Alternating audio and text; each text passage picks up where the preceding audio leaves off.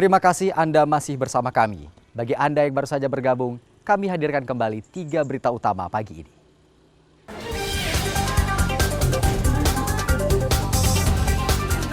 Kasus penyakit malaria yang merebak di 4 kecamatan Aceh Singkil mulai merenggut korban jiwa.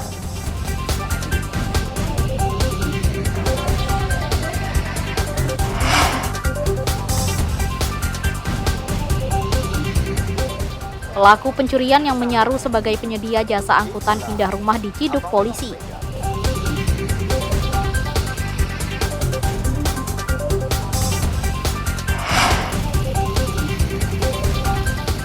Musim kemarau yang melanda sejumlah daerah di Aceh Utara mendorong prajurit TNI bersama BPMA membangun sumur bor untuk tersedianya air bersih.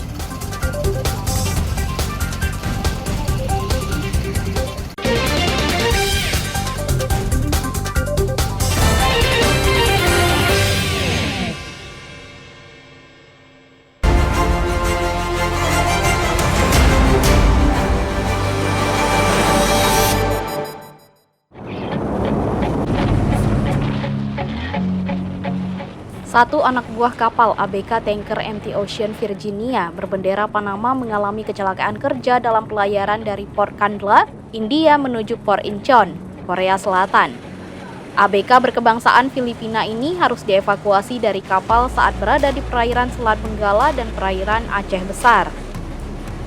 Tim Basarnas Banda Aceh mengerahkan kapal SAR KN Kresna untuk mengevakuasi Cabardo del Socorro yang ketiga jarinya terluka dan membutuhkan penanganan medis.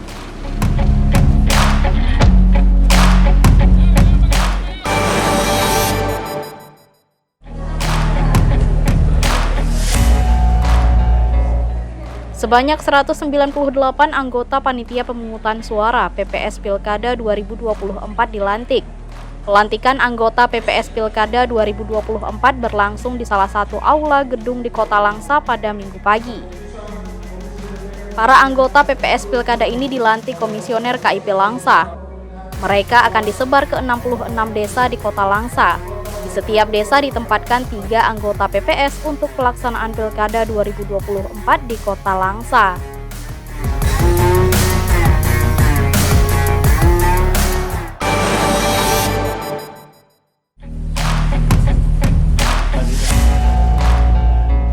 Permintaan hewan kurban menjelang Hari Raya Idul Adha di Kabupaten Nagan Raya mulai melonjak dari biasanya.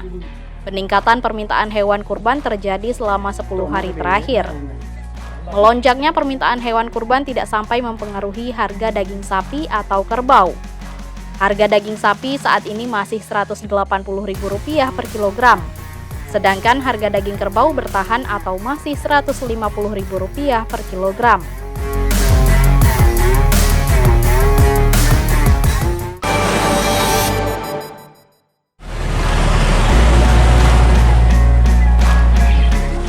Puluhan jurnalis yang tergabung dalam sejumlah organisasi pers berunjuk rasa menolak revisi Undang-Undang UU Penyiaran. Rencana revisi UU Penyiaran dinilai mengekang pers dan mengancam kebebasan berdemokrasi. Para jurnalis dari AJI, PWI, IJTI, dan Pewarta Foto Indonesia (PFI) Aceh berlangsung di gedung DPR Provinsi Aceh pada Senin siang. Mereka berorasi menyuarakan penolakan revisi UU Penyiaran Nomor 32 Tahun 2022 yang mengancam kelangsungan liputan investigasi.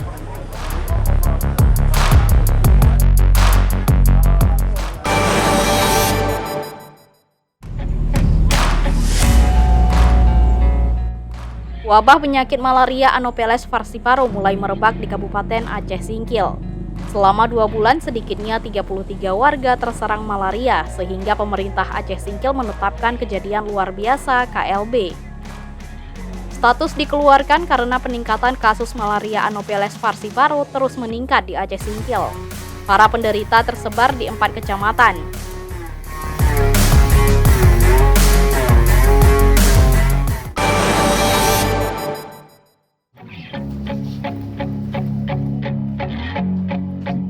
Seorang warga desa Keramat Luar, Kota Sigli, Kabupaten Pidi kritis ditikam seorang warga Padang Tiji.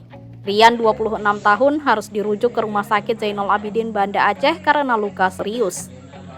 Peristiwa ini terjadi di Taman Kota Sigli pada Jumat malam pekan lalu. Namun pelaku baru bisa diringkus polisi pada Minggu malam di kawasan Lampulo, Banda Aceh saat sedang membeli nasi di warung usai kabur selama 2 hari.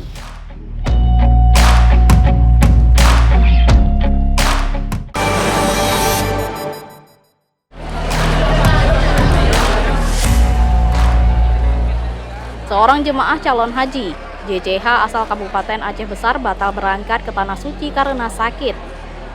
Pembatalan keberangkatan Sa'dah karena kondisi kesehatan menurun menjelang pelepasan oleh Pemkab Aceh Besar. JCH yang tergabung dalam kloter 1 embarkasi Aceh ini seharusnya berangkat pada Rabu petang bersama 393 jemaah lain. Namun Sa'dah yang mengidap penyakit hipertensi tak mungkin diberangkatkan karena kesehatan terus menurun. Sa'dah bahkan tidak sampai mengikuti prosesi pelepasan di Masjid Baitul Makmur Sibreh.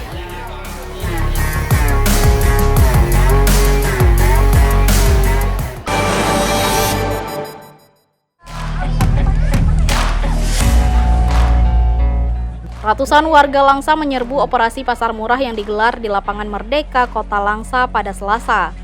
Mereka sudah menunggu sejak pagi hari sebelum pasar murah dibuka. Warga berburu sejumlah bahan kebutuhan pokok yang dijual di pasar murah. Mereka mulai memadati loket pendaftaran untuk membeli kebutuhan pokok yang dijual lebih murah dibandingkan harga di pasaran. Beras merupakan salah satu bahan kebutuhan pokok yang paling dicari. Harga beras di pasar murah lebih murah Rp1.000 per kilogram dibandingkan di pasaran.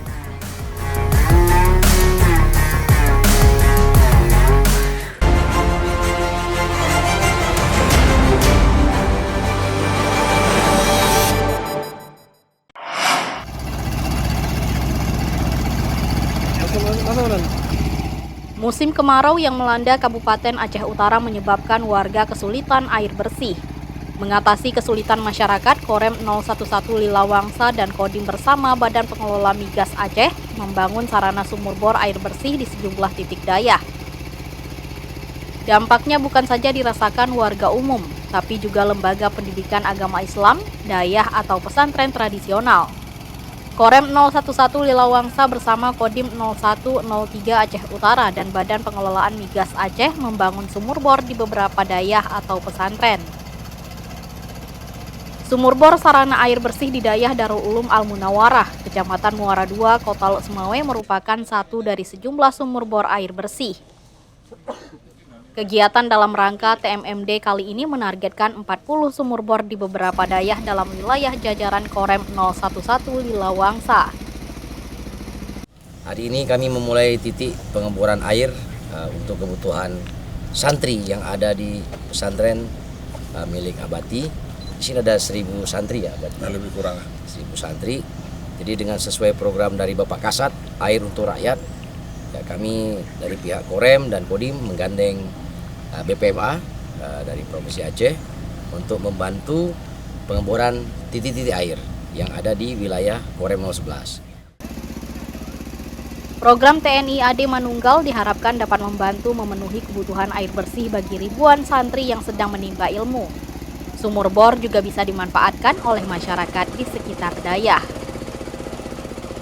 Kami sangat mengucapkan syukur pada Allah dan terima kasih atas perhatiannya daripada Pak Kasat melalui Pak Darem dan Pak Dandim untuk memberikan sebuah sumur bor untuk mendapatkan air bersih yang selama ini pihak kami ya sudah 26 tahun pesantren yang kita dirikan ini belum terpenuhi itu air bersihnya.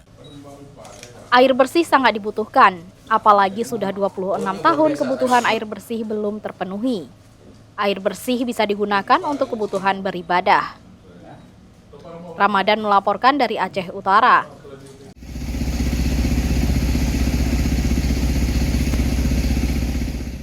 Saudara, informasi tadi sekaligus menutup berita Aceh pagi ini.